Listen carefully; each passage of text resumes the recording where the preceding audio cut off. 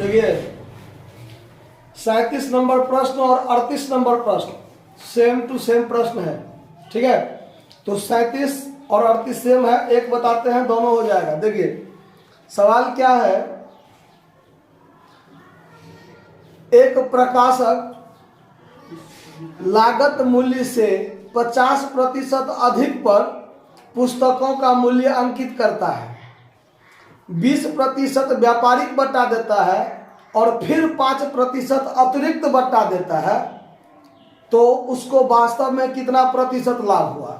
और 38 में कहता है कि लागत मूल्य से 50% बढ़ाता है, 20% व्यापारिक छूट देता है, 5% नगद छूट देता है।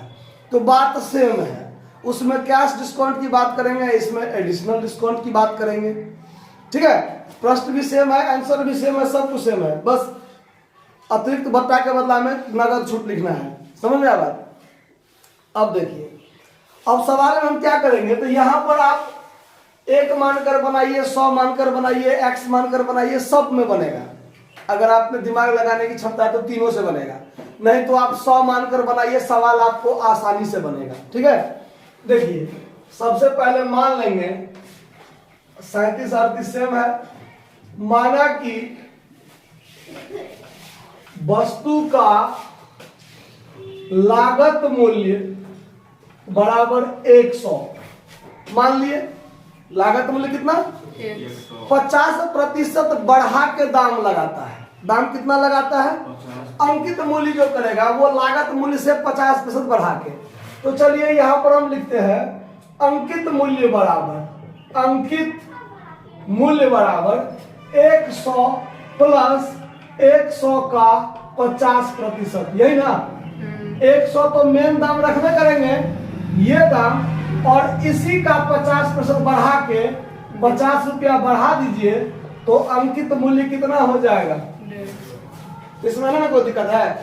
अब व्यापारिक छूट पर काम करेंगे, अब हम करेंगे व्यापारिक छूट।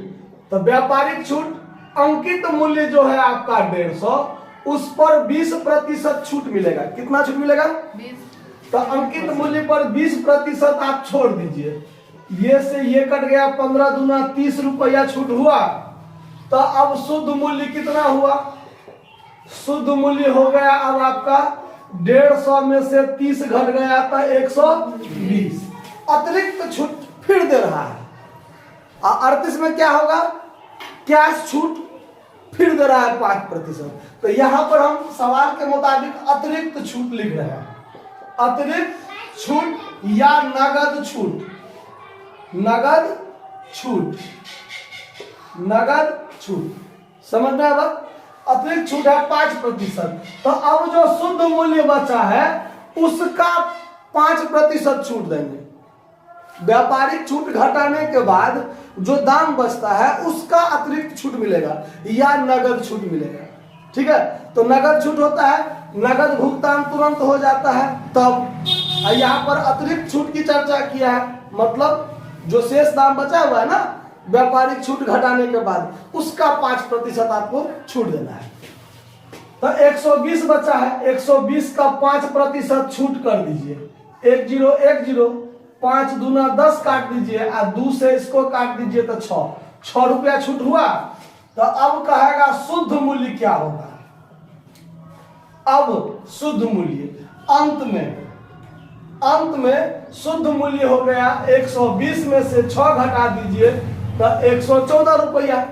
लागत मूल्य था 100 रुपया, अब विक्रय मूल्य कितना हो गया, यानी शुद्ध, इसको विक्रय मूल्य कह दीजिए, शुद्ध क्या कह दीजिए, विक्रय मूल्य कह दीजिए, ठीक है। तो शुद्ध विक्रय मूल्य कितना हो गया 114। इसका मतलब 114 में वो बेच देगा तो उसको लाभ होगा। लाभ कितना होगा, तो 114 में से 100 घटा दीजिए तो 14 रुपया का लाभ हुआ।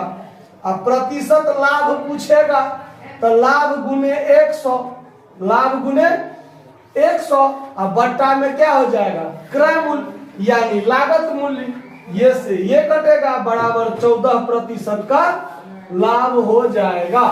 समझ में आया बात, किसी को कोई दिक्कत, नोट कर लीजिए। धन्यवाद।